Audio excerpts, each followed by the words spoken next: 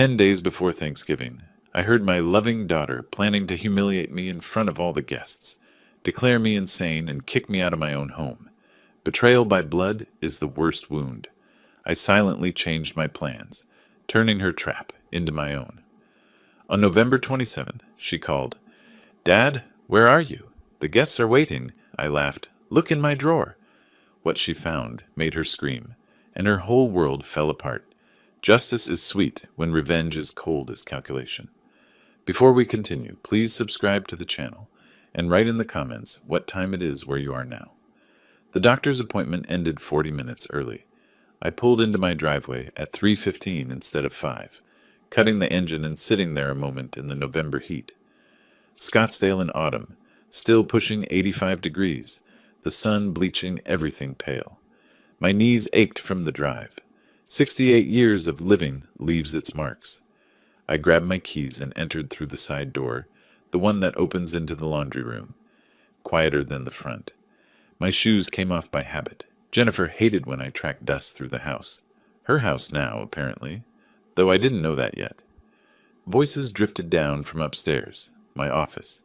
Jennifer's laugh first, that particular sound she makes when she's pleased with herself.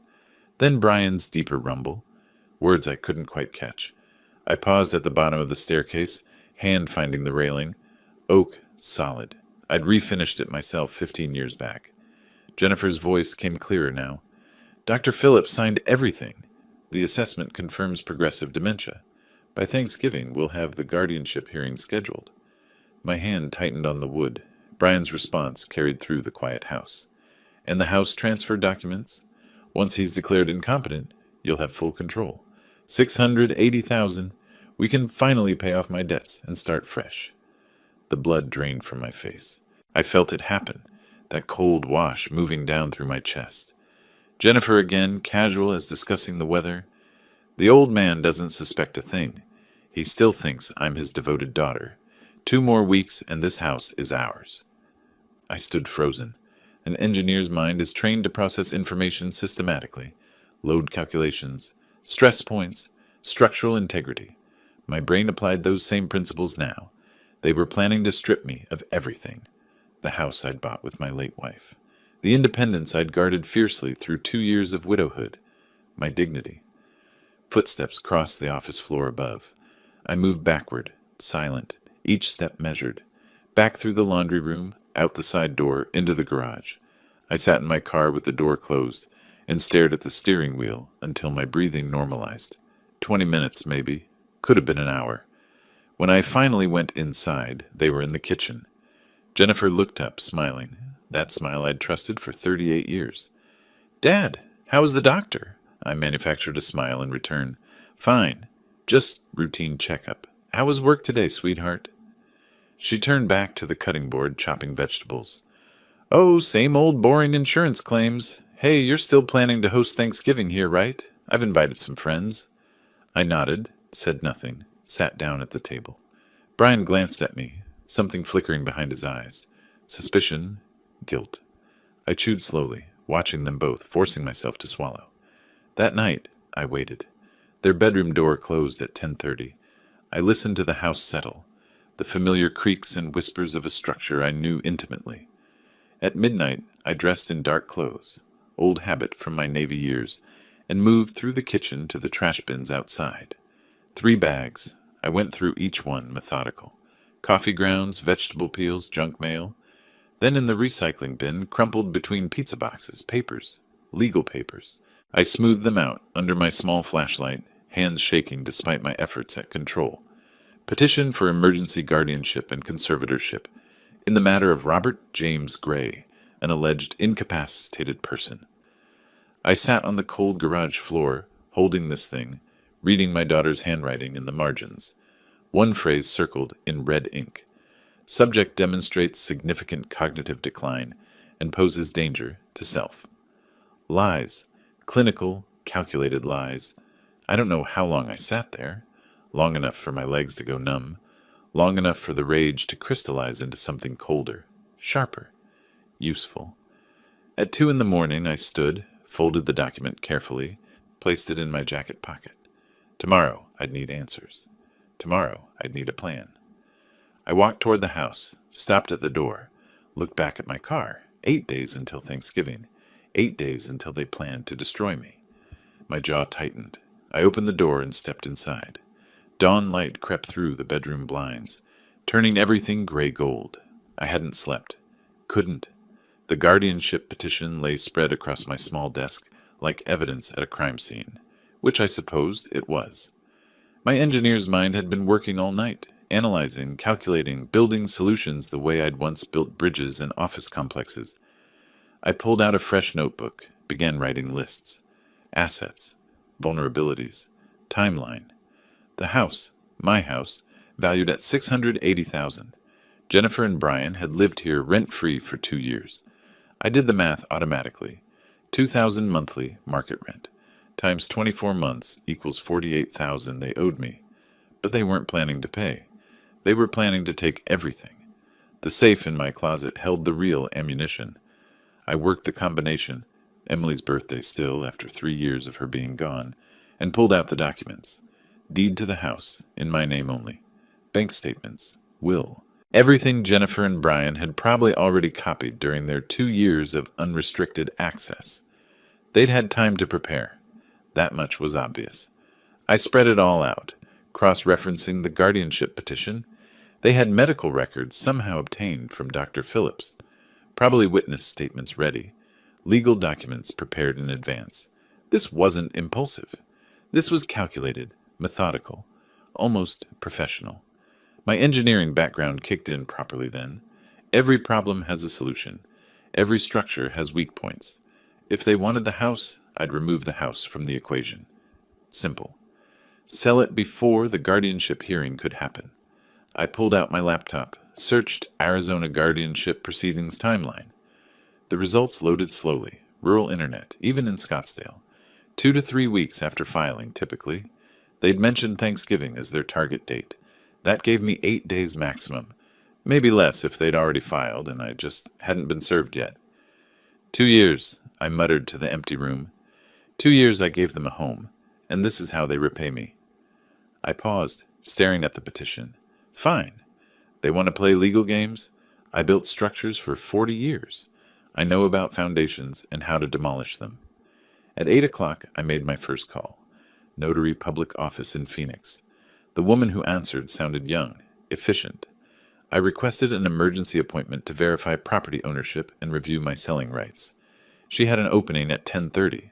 I photographed every page of the guardianship petition with my phone, uploaded them to an encrypted cloud folder Emily had helped me set up years ago. Then I crumpled the original, exactly as I'd found it, and returned it to the recycling bin.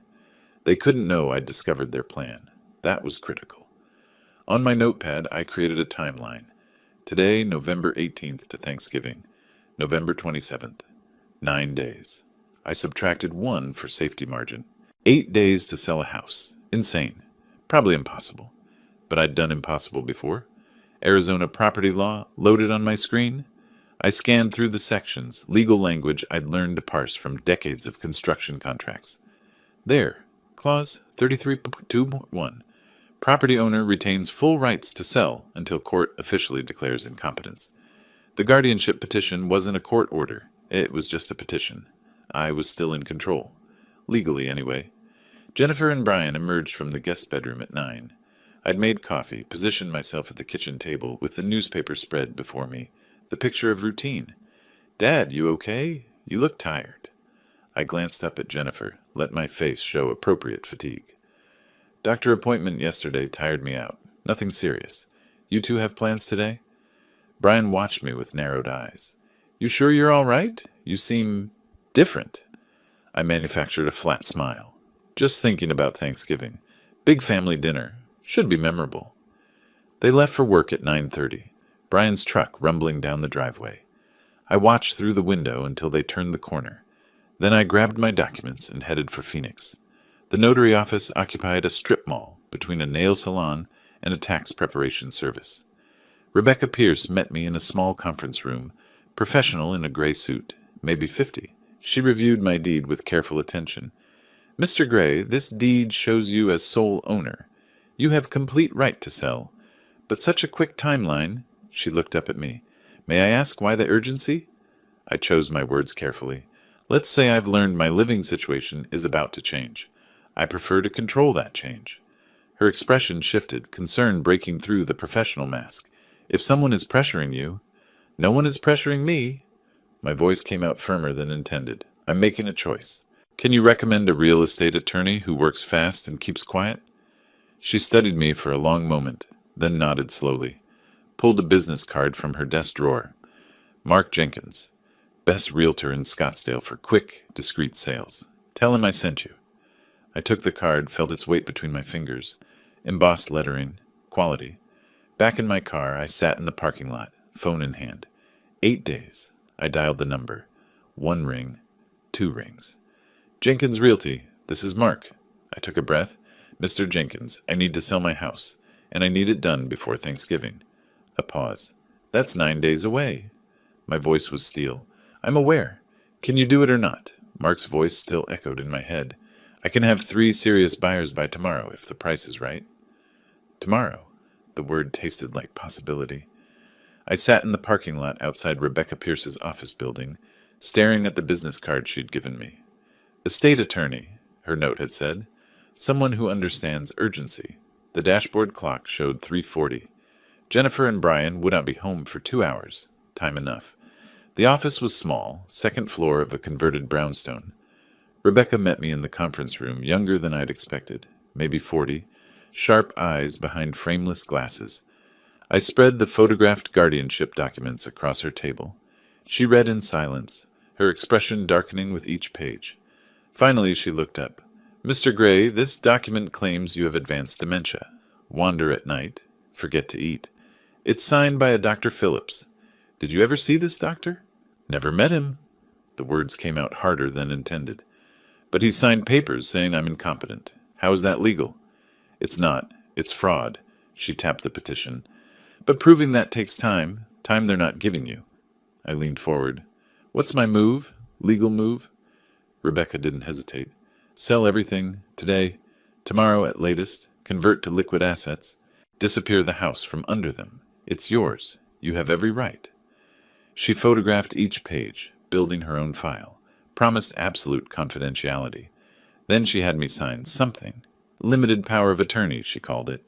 Insurance policy if Jennifer moved faster than expected, if I became unavailable. The word hung in the air between us. How narrow is my window? I asked. She pulled up court filing records on her laptop, scrolled through recent submissions. No petition filed yet with the court system. They're probably waiting until after Thanksgiving to ambush you. She looked at me over the screen. That gives you maybe 10 days. Maximum. 10 days. Less than 2 weeks to dismantle a lifetime. I called Mark Jenkins from Rebecca's office, put him on speaker. Mr. Gray. His voice filled the small room. Good timing. I already have an interested investor from California. Cash buyer, wants quick close. He'll pay full price, $680,000 for speed. Can you be ready? Rebecca nodded at me. You have it, I said. Send the papers. I'll sign today. Your daughter lives with you, correct? Does she need to sign? The deed has one name on it. Mine. She signs nothing. After the call, Rebecca handed me a folder. Everything you need. Sale authorization, new account numbers, my direct line. Keep this hidden. I took it, felt its weight. Not just paper. Power. My power. For 2 years I'd been the confused old man in their story. Now I was rewriting the ending. My next stop was a bank I'd never used before. Chase. 2 towns over in Mesa. Not my usual Wells Fargo, where Jennifer probably had contacts. The manager set up a new checking account, arranged for wire transfer of sale proceeds. I made sure Jennifer's name appeared nowhere. When I pulled into my driveway at 5:15, everything looked normal. I parked in my usual spot, entered through the front door, called out, I'm home, the way I always did, hung my keys on the same hook. Jennifer appeared from the kitchen. Dad, where were you this afternoon? I tried calling. I'd rehearsed this. Phone died. I was at the library, then drove around. Thinking about Thanksgiving menu. You still want to do turkey here? Her shoulders relaxed. Of course. I've invited the Hendersons, the Morales family. Maybe 10 people total. You don't mind, right? This house loves a crowd. Your mother always said that. I paused, let the memory sit between us. Let's make it a real celebration. She smiled, came over and hugged me. It will be, Dad. It really will be. I saw the lie in her eyes, said nothing.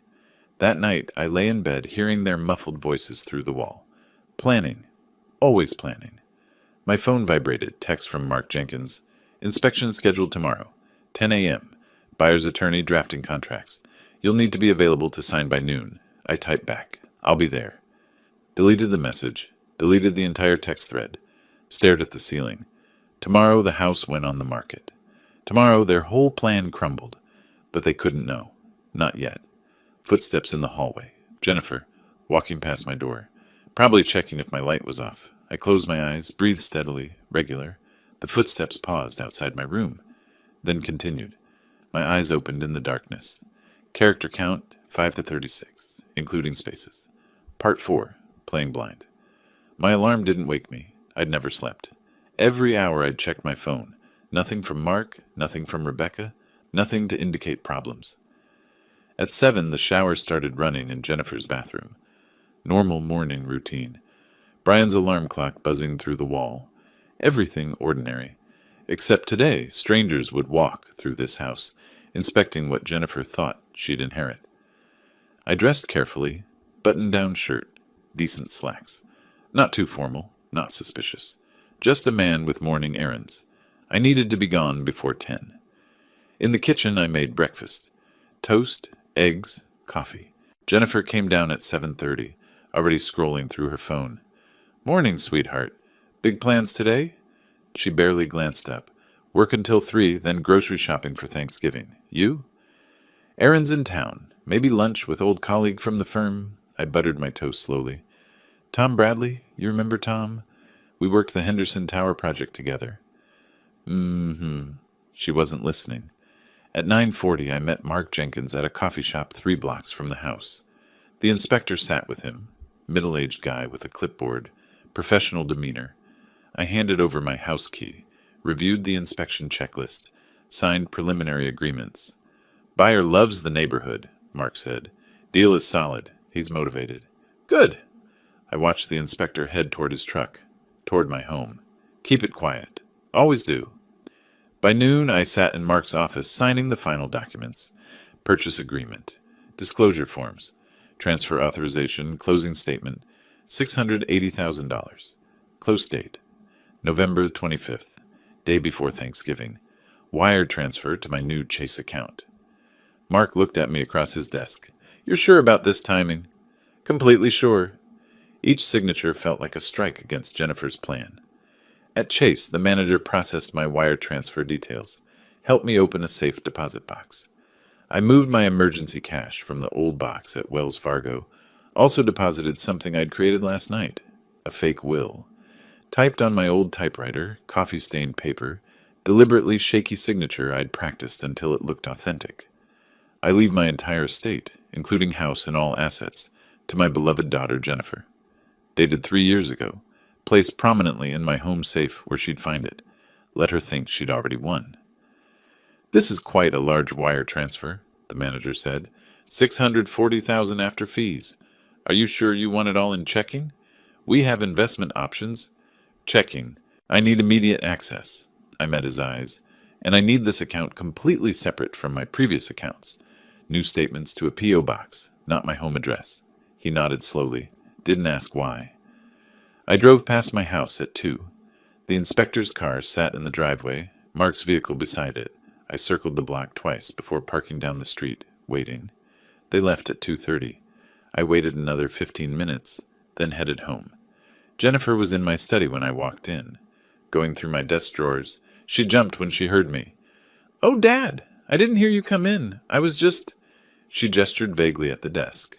These Thanksgiving invitations need stamps, and I thought you kept them here. I saw papers move slightly, filing cabinet ajar. Stamps? No, honey, I keep those in the kitchen. 3rd drawer down, always have. Don't you remember? Right, of course, too quickly. Just forgot. I'll check there. I watched her closely. Were you looking for something else? You seem nervous. Fake laugh. No, just busy. So much to plan. Hey, are you okay with 10 guests? Maybe 12? However many you want, sweetheart. I kept my voice gentle. This is your celebration, too? She left quickly. I heard her in the kitchen, rattling drawers for appearance. Brian came home at 6, found me reading the newspaper in the living room. Robert, where were you all day? Jennifer said you were gone for hours. Errands, bank, lunch with Tom Bradley. You remember Tom from my engineering days? We talked about old projects. I turned a page casually. Boring stuff. Tom Bradley, right. I saw him file the name away. Planning to check, probably. Let him. Tom was real enough. Retired now, living in Tucson. We'd worked together 30 years ago. The lie had enough truth to hold. After they went to bed, I went to my safe. Removed my real will, everything to charity, the way Emily and I had planned. Replaced it with the fake. Placed it where Jennifer would see it immediately if she searched again. Which she would. Late that evening, I heard her voice through the wall. On the phone, words carrying in the quiet house.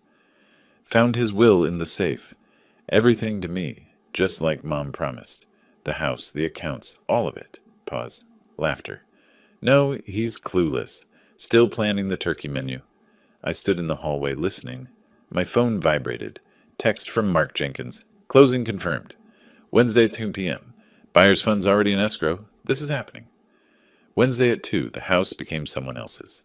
Wednesday at 2, Jennifer's plan died. But tonight, she was celebrating her inevitable victory. I typed back, see you Wednesday. Deleted it. Walked toward my room. Past Jennifer's door. Her voice again. By Friday, we'll have him declared incompetent. The attorney said it's a formality. My hand tightened on the doorknob. Friday. They were moving faster than I'd thought. I stepped into my room. Closed the door silently. Tomorrow was Sunday. Monday, Thanksgiving prep. Tuesday, last-minute details. Wednesday. Wednesday changed everything. I hadn't turned on the lights. Moving through pre-dawn darkness like a ghost in what was no longer my home. 2 suitcases waited by my bedroom door. Clothes, documents, photos of Emily, the essentials of a man who'd learned to travel light. The closing happened Wednesday. The wire transfer hit my account Thursday morning. $640,000. Clean. Final. Irreversible. Now came the hardest part, walking away. I checked my watch. 5:47. Jennifer and Brian wouldn't wake for another hour. Plenty of time. The suitcases felt lighter than expected as I carried them downstairs. I paused at the bottom, listening to the house settle around me. Every creak familiar. 40 years of memories in these walls. The banister Emily had wanted replaced. The hardwood floors we'd refinished together. The kitchen where Jennifer took her first steps. I filed the memories away. Kept moving. My study waited in darkness.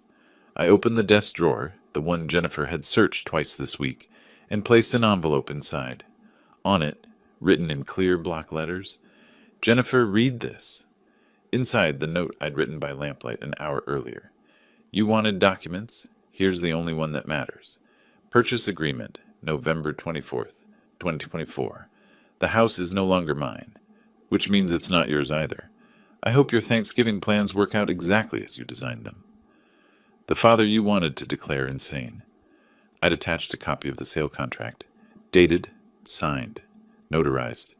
Before sealing the envelope, I photographed everything with my phone. Insurance, evidence, proof of my state of mind at this moment. Calm, rational, deliberate. At 6:15, I loaded the suitcases into my trunk, started the engine, let it warm. Looked back at the house one final time. Dark windows, silent walls, the porch light Jennifer had forgotten to turn off last night. I backed out of the driveway, didn't look in the rearview mirror. Phoenix was still sleeping when I reached downtown. The Hilton Garden Inn desk clerk looked surprised to see anyone checking in at 7:30 on Thanksgiving morning. That's unusual, she said, cheerful despite the early hour. Family gathering later? I managed a slight smile. Something like that. Though I won't be attending, which is exactly the point. She looked confused, but maintained her professionalism. Well, enjoy your stay, Mr. Gray. How long will you be staying, sir? As long as it takes. I paid cash for 3 nights up front. The room was standard. Desk, chair, bed, window overlooking the city. I unpacked methodically. Hung clothes in the closet. Arranged medications on the bathroom counter. Plugged in phone charger. Set up a temporary command center on the desk. Rebecca's number on speed dial. Bank statements in folder. List of next steps. At 9, I called Rebecca Pierce. It's done. I'm out. The note's in the desk. She'll find it when guests start arriving, and she wonders where I am. Robert, are you safe? Her voice carried concern. Do you need anything? I'm fine. Better than fine. I looked out at the Phoenix skyline. For the first time in 2 years, I'm in control of my own life. The morning crawled by. I sat by the window, watching Thanksgiving traffic build, families heading to dinners, people carrying pies and casserole dishes, normal holiday rhythms. At noon, I stared at my phone, knowing what was coming, the call, the discovery, the explosion. Part of me wanted to turn it off, disappear completely, but no. I needed to hear it. Needed to hear the moment she realized everything she'd plotted for had vanished. My finger hovered over the power button, then pulled back. Let it ring. Let her panic. Let her understand what betrayal feels like from the other side. At 2:03, the phone lit up. Jennifer Mobile. I let it ring 4 times before answering. Dad, where are you? False sweetness, strain underneath. Guests are here. The Hendersons just arrived. Everyone's asking about you. I'm exactly where I need to be, Jennifer. Away from you. Her voice rose, panic creeping in. What? Dad, this isn't funny. You promised you'd be here. We have turkey, we have... I cut her off. Check my desk drawer, top right. There's an envelope with your name on it. Read it. Then you'll understand exactly where things stand. Desk drawer? What are you... Background noise. Brian asking questions, guests murmuring. I held the phone away from my ear, listening to her footsteps. She was walking. I could tell by the rhythm of her breath, the background noise changing. Footsteps on hardwood. My study. I imagined her hand reaching for the drawer, pulling it open. The rustle of paper. She'd found the envelope. Dad, there's something here with my name. What is this? Her voice uncertain now, the false sweetness cracking. I closed my eyes. Open it, Jennifer. Read every word. Silence. The sound of paper tearing. Then nothing. 5 seconds. 10. I counted them. At 15 seconds, I heard her breath catch. At 20, a sound that might be a gasp or a sob. At 25, her voice came back, barely a whisper. No, this can't. Then louder, sharper. Brian, get in here now. I pulled the phone from my ear. Even at distance, I heard her screaming. I held the phone away from my ear. Even at distance, Jennifer's voice shredded through the speaker. November 24th. He sold it, November 24th. While we were... Her words dissolved into incoherent sounds. I brought the phone back, spoke calmly into the chaos. Jennifer, I can hear guests in the background. You might want to have this conversation privately. Her breathing ragged, desperate. You can't do this. You can't just... Then Brian's voice sharp. Give me the phone. Jennifer, give me... Fumbling sounds. Brian came on the line. Robert! Aggressive, almost a shout. What the hell did you do? Jennifer's talking about some sale. This is insane. I set the phone on speaker, positioned my iPad nearby, started voice memo recording, capturing everything. What I did was protect my assets from thieves. The house sold Wednesday. Closed escrow. Money's in my account. It's over. Over? You think you can't just... I can. I did. And Brian, I'm recording this conversation, so choose your next words carefully. A pause. Then barely controlled rage. You were manipulated. Someone took advantage of you. We can prove you weren't in your right mind. I almost laughed. Bitter sound. Really? Because I have psychiatric evaluations from 3 separate doctors confirming perfect cognitive function. Dated last week. How many doctors do you have saying otherwise? Oh, right. 1. Who never actually examined me. Dr. Phillips, wasn't it? Where are you right now? We need to handle this face-to-face, like men. Like men? You mean like the man who planned to have me declared insane? Or like the man who forged medical documents? I'll pass on that conversation. His voice dropped, threatening. You're making enemies, old man. Dangerous enemies. I already had enemies. I just didn't know they lived in my house. I ended the call, stopped the recording, saved it to cloud storage, encrypted folder. Then blocked both their numbers, but not before screenshotting contact info, call logs, previous texts, Evidence trail for Rebecca. I poured water from the minibar, hands steady, sat by the window overlooking Phoenix, watched Thanksgiving afternoon traffic, processed what had just happened. No regret, only grim satisfaction. I texted Rebecca. They know, reaction as predicted. Jennifer hysterical, Brian threatening, recorded everything. What's next? Her response came fast. Stay where you are, don't engage further. I'll handle any legal moves they make. 2 hours passed. I organized files on my laptop, began documenting the timeline. Every conversation, every meeting, every piece of evidence showing my competency, building the counter-narrative to whatever Jennifer would claim. At 4 p.m., Rebecca called. Robert, Jennifer just filed emergency petition. Claims you're mentally incompetent. Sale was fraudulent. She wants immediate injunction to reverse the transaction. I expected this. We're prepared. I opened my laptop, fingers moving across keys. What do we have? The psychiatric evals, the recordings, proof of her guardianship plot. Her voice was grim but confident. We have everything we need. But she's playing victim. Dutiful daughter trying to protect confused father. Some judges respond to that narrative. Then we show them the truth. The guardianship petition she was planning to file. The fake medical records. The 2 years of free housing while plotting to steal everything. That's not a dutiful daughter. That's a con artist. Exactly what I planned to argue.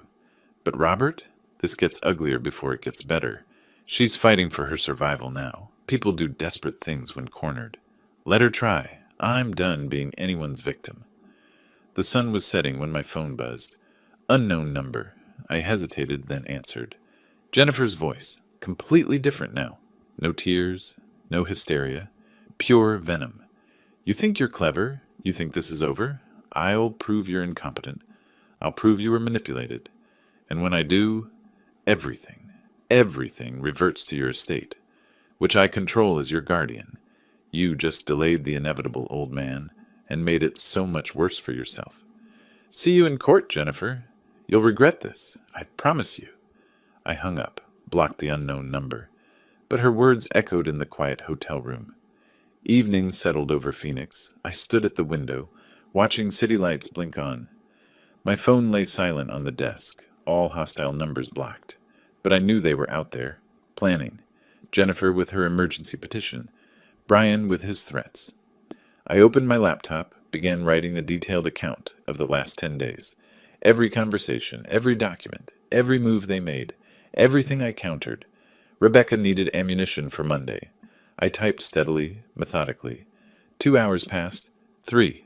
At 9 p.m., email arrived from Rebecca. Discovery documents attached. Jennifer's petition claims you showed confusion, memory loss, inability to handle finances for 6 months. She has witness statements. Brian, naturally, and someone named Dr. Phillips. I read the lies, each one more brazen than the last. I replied, I have recordings proving the opposite, and evidence Dr. Phillips never examined me. Send me your strategy for Monday. Hit send. Kept typing. Outside, Thanksgiving night wrapped around the city. Families finishing dinners, watching football, sharing gratitude. I typed my truth into the darkness. The real battle started Monday. But tonight, I built my arsenal. December brought gray skies and colder truths. I sat in my hotel room, now extended to monthly rate, reviewing Rebecca's latest email. The Monday hearing had gone well. Judge Hayes denied Jennifer's emergency petition, found no immediate evidence of incompetency. But Jennifer wasn't done. She'd hired Marcus Webb, a lawyer known for aggressive tactics and questionable ethics. Rebecca's email outlined their new strategy. They're requesting full psychiatric evaluation, court-ordered. They claim your behavior, selling house suddenly, disappearing on Thanksgiving, proves mental decline. Judge Hayes granted the evaluation. You're scheduled for January 15th. I spent December preparing, met with 3 independent psychiatrists, underwent cognitive testing, memory assessments, personality inventories, each confirmed. Perfectly sound mind, no dementia, no impairment. Rebecca collected the documentation, building our fortress. Meanwhile, Marcus Webb escalated, filed motion claiming I'd stolen family heirlooms, Emily's jewelry, requested police investigation. Detective Carter called me on a Tuesday morning. Mr. Gray, we received a report about possible theft of valuable items from family home. I met him at the station that afternoon. Brought proof. Photos of Emily wearing the jewelry in the 1980s. Wedding gifts I'd purchased. Insurance policies in my name. Receipts showing $8,000 spent in 1985. Will showing items left to me. Carter reviewed everything, closed his notebook. Mr. Gray, this is pretty comprehensive. Why would she claim theft if... Because she's desperate. The guardianship scam failed. The house is gone. Now she's trying criminal charges. It won't work. Case closed within 48 hours. No theft occurred. January 15th arrived cold and clear. I appeared at Maricopa County Courthouse for the court-ordered psychiatric evaluation. Dr. Sarah Mitchell, the court-appointed expert, conducted a 6-hour assessment in a sterile examination room. Mr. Gray, your daughter claims you sold your house impulsively without understanding consequences. Walk me through your decision-making process. I answered with an engineer's precision. There was nothing impulsive about it. On November 17th, I discovered my daughter and son-in-law planning to have me declared incompetent through fraudulent medical documents. I verified my legal rights, consulted an attorney, and executed a lawful sale of my property. That's not confusion. That's self-preservation. You recorded conversations without their knowledge. Some might call that paranoid behavior. I call it evidence collection. When someone plots to strip you of your rights, documentation isn't paranoia. It's necessity. Every recording I made was legal under Arizona's one-party consent law. She made notes. And you felt threatened enough to leave your home permanently? I felt betrayed enough to remove their weapon. The house was their target. I eliminated it. January the 22nd. Dr. Mitchell's report filed with court. I sat with Rebecca in her office as she read aloud. Subject demonstrates superior cognitive function for age. Recent actions, selling property, relocating, show clear rational planning. No evidence of dementia, confusion, or impairment. Subject's decision-making capacity fully intact. Rebecca looked up, smiling. Robert, this is complete vindication. Mitchell's report destroys their case. Judge Hayes will dismiss. No question. Good. Now we file our countersuit. I want compensation for 2 years of them living rent-free in my house. I want damages for defamation, false police reports, emotional distress. She hesitated. That's aggressive. Are you sure you want to? I cut her off. They tried to steal my life. Now they pay for it. Literally. The hearing came quickly. Judge Hayes sat behind his bench, reading the verdict with obvious impatience. After reviewing Dr. Mitchell's comprehensive evaluation, this court finds no evidence of mental incompetency. Mr. Gray's actions, while perhaps unusual, were rational responses to perceived threats. Petitioner's motion is denied. Case dismissed. Marcus Webb stood. Your Honor, we request. Judge Hayes raised his hand. Mr. Webb, your client has wasted this court's time with baseless accusations. Be grateful I'm not sanctioning her for frivolous litigation. We're done here. In the hallway afterward, Rebecca opened her briefcase, showed me Jennifer's probable next move, lawsuit, claiming I'd financially exploited myself. Creative legal theory. I laughed. Bitter. Cold. She doesn't know when to stop. People rarely do when they're losing everything. I pulled out my phone, played the recording from November 17th. Jennifer's voice. The old man doesn't suspect a thing. Rebecca listened, her face hardening. That's conspiracy to commit fraud. We can file criminal referral. Do it. No more defense. Only offense now. I walked out of the courthouse into January cold. Judge's dismissal should have felt like victory.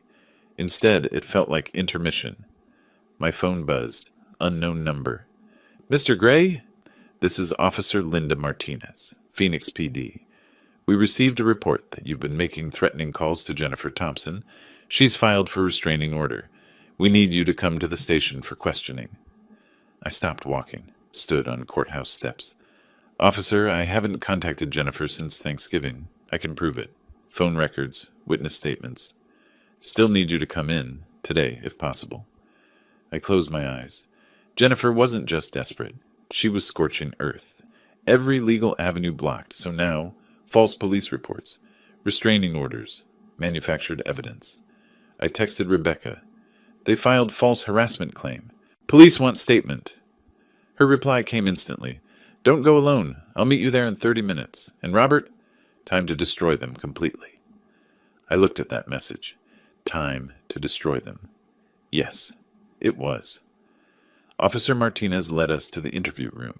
Sterile white walls, metal table, recording equipment. Rebecca set her briefcase down with deliberate calm. I sat across from Martinez, hands folded. Mr. Gray, Martinez began, Jennifer Thompson claims you've called her 17 times in past 2 weeks. Left voicemails with threats. She's requesting emergency restraining order. Rebecca slid paper across the table before I could speak. Officer, here are Mr. Gray's phone records from AT&T. 0 calls to Jennifer Thompson or Brian Thompson since November 27th. 0 texts. 0 contact of any kind. Martinez studied the records. Her expression shifted. Professional skepticism to bureaucratic irritation. Someone was wasting her time. Ms. Thompson claimed 17 calls. These records show 0. She gave us specific dates. January 8th, 9th, 12th. Your phone didn't contact her number once. Rebecca's voice was professional ice. Because her claims are fabricated. This is the 3rd false accusation against my client. Theft, harassment, and previously, mental incompetence. There's a pattern here. Martinez looked at me. Mr. Gray, you're free to go. And for the record, I hate when people waste department resources on personal vendettas. The investigation collapsed within hours. Hotel security footage showed I'd never left Phoenix during alleged threatening visits. The hotel manager confirmed my whereabouts. Martinez noted in her report, complainant's allegations demonstrably false. No evidence of harassment. Recommend no charges. Rebecca requested a copy for court records. Evidence of malicious prosecution. February 1st, Rebecca filed my countersuit in Maricopa County Superior Court. $50,000 damages for defamation and emotional distress. $48,000 compensation for 2 years unpaid rent. Market rate $2,000 monthly. Criminal referral for medical document forgery. Brian panicked when served, called me directly, bypassing attorneys. Robert, let's be reasonable. We both made mistakes. You sold the house. Fine, that's done. But this lawsuit, it'll bankrupt us. $20,000, that's everything we have. Take it, and let's end this. I recorded the call. Everything you have. That's interesting, Brian, because 2 months ago you thought you'd have $680,000. My house, my money, my life. Now you're offering me $20,000 like it's a favor? We were wrong, okay? Is that what you want to hear? We were wrong. No, what I want is exactly what I'm getting. Justice. See you in court. March 15th, the hearing. Judge Sharon Morrison presided, reviewing evidence I'd assembled over months. Timeline on poster board showing the 2-year plot. Authenticated documents proving forgery. Recordings demonstrating premeditation. Psychiatric reports confirming my competency. Mr. Gray, I've reviewed your evidence, Judge Morrison said. 2 years of free housing while planning to defraud you of property. Fabricated medical documents. False police reports. This court finds defendant's conduct egregious. Marcus Webb attempted defense. Your Honor, my clients were concerned about Mr. Gray's welfare. Judge Morrison cut him off. Counselor, your clients forged a doctor's signature. That's not concern. That's fraud. Potentially criminal fraud. Rebecca presented our case systematically. Your Honor, defendants exploited Mr. Gray's generosity. Lived rent-free, market value $2,000 monthly, 24 months, $48,000. Then attempted to steal his primary asset through fraudulent guardianship. We're seeking compensation plus damages. Compensation is clearly warranted. Mr. Gray, you provided housing, utilities, support for 2 years? I stood, clear voice. Yes, Your Honor, because Jennifer is my daughter. I thought I was helping family. I didn't know I was housing thieves. Judge Morrison delivered the verdict. Judgment for plaintiff Robert Gray. Defendants Jennifer Thompson and Brian Thompson jointly and severally liable. $48,000 unpaid rent. $50,000 emotional distress damages. Total, $98,000. Additionally, I'm referring the forged medical documents to the district attorney for criminal investigation. We're adjourned. Jennifer stood, shaking. Your Honor, we don't have. Then you'll arrange payment plan or face collections. Should have considered that before committing fraud. Next case. In the courthouse hallway, Rebecca and I stood by the window. Through the glass, Jennifer and Brian argued, silent behind the barrier, but body language screamed. Brian gesturing wildly, Jennifer crying, Marcus Webb walking away, washing his hands of them. They'll file bankruptcy, Rebecca said. You won't see that 98,000. I don't need the money. I needed them to lose, completely. And they have. She studied my face. You know this destroys them. Their credit, their reputation, their marriage, probably. I watched Jennifer through the glass. They tried to destroy me first. They just did it quietly, with smiles and medical forms. I did it legally, in open court. The difference is, I won. Outside, March wind carried last traces of winter. I stood on steps where, months ago, I'd received that call about false harassment charges. Now, judgment in hand. $98,000 Jennifer and Brian didn't have. Rebecca touched my arm. You won, completely. But Robert, they're not done being your problem. Bankruptcy proceedings, possible criminal charges for the forgery, they'll be in the system for years. You'll be connected to this mess for... My phone buzzed. Text from unknown number. Photo attachment. Jennifer and Brian's house. For sale sign in yard. Message below. Lost our home. Lost everything. Hope you're happy. This isn't over. I showed Rebecca. She frowned. That sounds like a threat. We should... I deleted the message. Let them threaten. Let them flail. They have nothing left to hurt me with. I'm free. They're buried. That's enough. I started down courthouse steps. Behind me, Rebecca called, Where are you going? I didn't turn back. To find a house. In Sedona, maybe. Somewhere peaceful. Somewhere far from people who lie with smiles. I reached the bottom step. Kept walking. The war was won. Time to build something new. April arrived with brutal clarity. I sat in my Sedona rental, modest one-bedroom, mountain views, temporary shelter, while I searched for permanent home. Reading the bankruptcy filing Rebecca forwarded. Jennifer and Brian. Chapter 7. Total liabilities. $340,000. Assets. Virtually nothing. The $98,000 judgment I'd won sat atop their debt pile like a crown on ruins. Rebecca's email, they'll discharge most of it. You might recover 10 cents on the dollar, maybe less. Want to object to the filing? I typed back, no. Let them drown. The money had never been the point.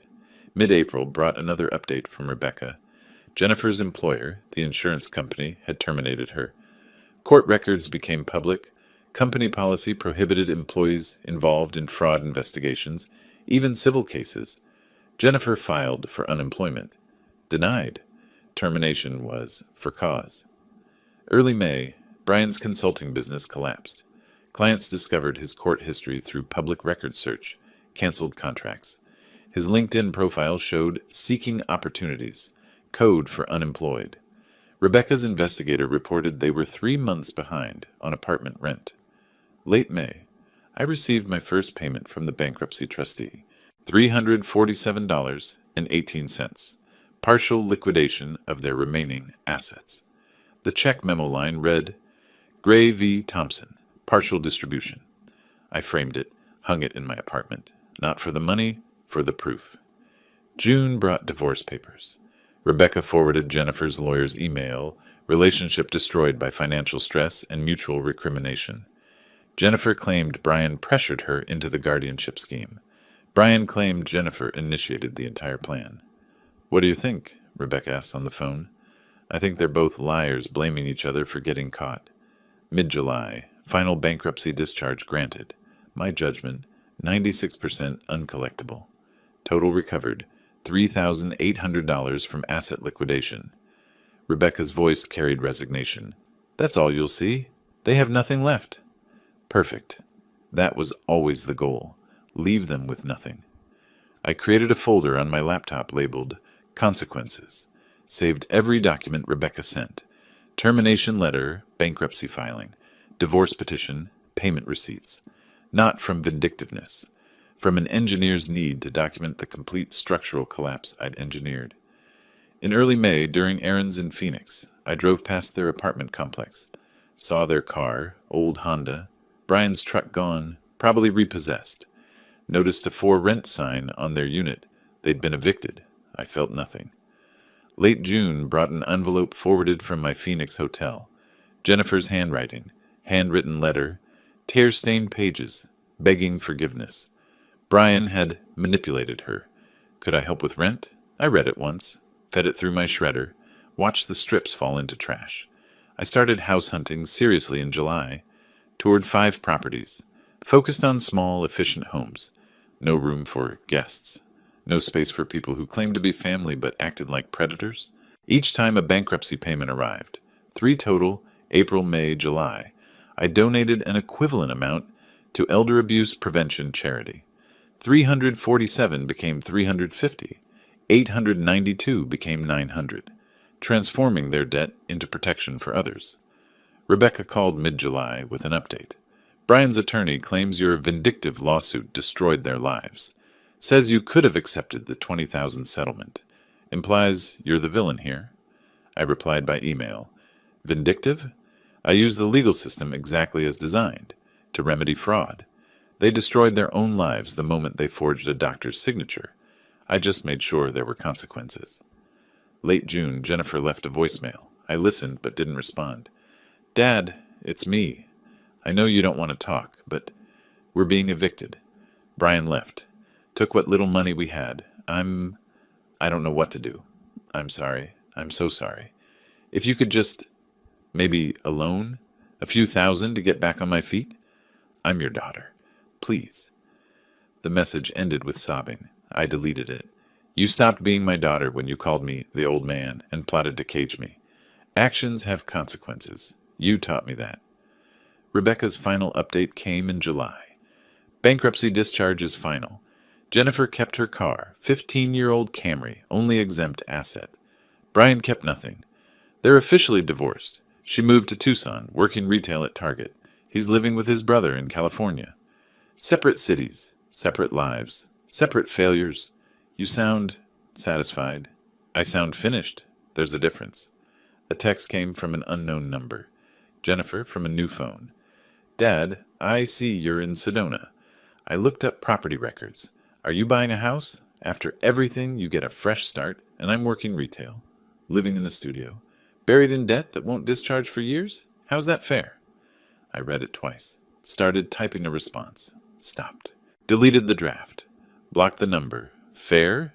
She wanted to discuss fair? Fair was 40 years of providing for her. Fair was opening my home for 2 years. Fair was trusting my daughter. She gambled on my death or incapacity. Lost. Now lived with consequences. That wasn't unfair. That was arithmetic. Late July evening, I sat on my rental's small balcony, watching sunset paint Sedona's red rocks in impossible colors. My phone showed 3 block numbers, Jennifer trying different phones to reach me. Each block felt like closing a door. Final door. Permanent. My laptop displayed a property listing. 2-bedroom house, West Sedona, $320,000. Mountain views, 1/4-acre lot. Small, manageable. Mine. The realtor's email waited for response. Owner accepted your offer. Escrow opens tomorrow. Congratulations on your new home. My finger hovered over reply. Tomorrow, I'd start paperwork. Tomorrow, new foundation. But tonight, I wanted to sit with this moment, the space between destruction and creation. My phone buzzed again. Same block number pattern. Jennifer's 4th attempt today. I didn't even look. Just watched the sun sink behind Thunder Mountain. Behind me, my laptop chimed. New email. Subject, final bankruptcy distribution, 147.32. I smiled. They were sending me money they didn't have, paying debts they couldn't afford, drowning in consequences they'd built themselves. And I was buying a house, in the mountains, alone, exactly as planned. The phone buzzed again. Different pattern. Rebecca, I answered. Robert, I have news. The DA's office, they're moving forward. Criminal charges for the medical forgery. Brian's being indicted. Thought you should know. I looked at the darkening sky. Even now, consequences were still unfolding. August 28th, I stood in my new living room, empty except for boxes and light streaming through windows. painting red rock views across bare walls. 2 days since closing. 2 days of sleeping on an air mattress, eating takeout, unpacking the essentials of a life rebuilt from foundation up. My phone sat on the windowsill, silent for once. No blocked numbers this morning, no Jennifer's desperate attempts. Maybe she'd finally accepted the permanent distance. Then it vibrated. I picked it up, expecting Rebecca with final escrow documents. Instead, notification from Wells Fargo. Wire transfer received, $2,400 from Jennifer Thompson. Memo. Final payment. Sold car. Please forgive me. I stared at the notification, felt nothing, transferred the money to Arizona Elder Abuse Prevention within minutes. A text arrived from unknown number. Jennifer, yet another new phone. Dad, I sent everything I have. $2,400. I sold my car. I'm taking the bus to work now. I need you to know. I'm sorry. Can we talk, please? I read it. Didn't respond. Screenshot it. Sent to Rebecca with message. Document this. Evidence of continued contact attempts. Afternoon brought furniture delivery. Simple pieces, quality construction, everything chosen for one person's comfort. I directed movers, arranged my bedroom, set up a small office, created space that was entirely mine. No guest room, no accommodation for family, just my sanctuary. Evening, I sat on the back deck watching sunset over red rocks. Phone buzzed, another text from Jennifer. I see you read my message. I know you did. Just one conversation. I'll drive to Sedona. Please, Dad, I'm your daughter. My thumb hovered over a block contact button. I pressed it, then went into phone settings, blocked all unknown numbers, created whitelist, Rebecca Doctor, utility companies, contractors. Everyone else, silence, then deleted Jennifer's contact entirely. Name gone, numbers gone, erased. I called Rebecca that morning. She sent $2,400, sold her car, wrote, "Please forgive me" in the memo line. Rebecca's voice was gentle. Robert, that's significant sacrifice. She's working retail, has no car now, probably walking or busing to work. Maybe she's genuinely... I cut her off. Genuinely sorry she got caught. Genuinely sorry she lost. Not genuinely sorry she tried. I'm donating it to Elder Abuse Prevention. Let it protect someone else. You're sure? Last chance to build a bridge. I'm not in the bridge business anymore. I build walls now, strong ones. The furniture delivery guy was cheerful, setting up my couch. Nice place. You retiring here? Family nearby? I arranged cushions. Retiring, yes. Family? No, just me. Solo living, freedom, right? No one telling you what to do. I managed a slight smile. Exactly. No one taking what's mine, either. At sunset, standing on my deck, I read Jennifer's text, aloud to myself. I'm your daughter. Present tense, as if that's still true. As if signing fake medical documents, plotting guardianship, stealing 2 years of my life, as if none of that severed the relationship permanently. I deleted the contact. You were my daughter. Past tense. You chose to end that. I'm just honoring your choice. Rebecca called that evening. Robert, Brian's indictment came through. 2 counts. Forgery, attempted fraud. Trial probably next spring. Jennifer might be called as witness. Will you attend? No, I don't need to see him in handcuffs. The legal system is handling it. I'm done watching them suffer. I'm not interested in their pain, only my peace. So this is really over? You're closing this chapter? I closed it when I blocked her final number. Now I'm just living the epilogue. I unpacked boxes methodically. Clothes in closet, dishes in kitchen. Photos of Emily on the mantel, but no photos of Jennifer. I'd removed her from the narrative of my life, visually and emotionally. Set up my home office. Laptop on desk facing window view. Files organized. Rebecca's number on speed dial. Legal documents in fireproof safe. Maintaining structure. Maintaining control. Maintaining victory. I walked the property boundary at sunset. 1/4 acre of red rock landscape. Pinon pines. Silence. Felt weight lifting from my shoulders. This was the first home in 5 years that was truly safe. No plotters. No predators. No family pretending love while planning theft. One final symbolic act. I took the old house key from Phoenix, kept in my pocket since November, walked to the deck edge, and threw it into the canyon below. watched it disappear into brush and rock. Last physical connection to the betrayal, gone. My phone buzzed one final time. Jennifer from yet another number. Dad, please. I'm begging. I have nothing. No car, no savings, no family. You're all I have left. One chance. That's all I ask. I read it. Felt the pull. Old instinct. Father protecting daughter. Then remembered. November 17th. Her voice saying, "The old man doesn't suspect a thing." Remembered the fake medical papers. Remembered 2 years of lies. I didn't block this number. Instead, typed my response. First direct message to Jennifer in 9 months. You have exactly what you built. So do I. The difference is, I built mine on truth. Goodbye, Jennifer. Sent it. Immediately blocked the number. Turned off the phone completely. Stood on the deck. Breathed. It was finished. The sun dropped behind Thunder Mountain, taking the last light with it. I stood on my deck, my house, my life, watching stars emerge over red rock spires. Somewhere in Tucson, Jennifer was probably crying. Somewhere in Los Angeles, Brian was probably meeting with his criminal attorney. I felt nothing about either scenario. Not satisfaction, not pity. Nothing. They'd become strangers. Expensive strangers who taught me valuable lessons about trust and consequences, but strangers nonetheless. My phone stayed off. Would stay off until morning, maybe longer. In the kitchen, boxes still needed unpacking. In the bedroom, pictures needed hanging. In the office, files needed organizing. All of it, mine to handle, mine to build, mine to protect. No one to betray me. No one to plot against me. No one to call me the old man while forging documents with my name. I walked inside, locked the door, set the alarm, new system, new codes. No one else had access. Stood in the center of my empty living room, listening to the silence. Perfect silence.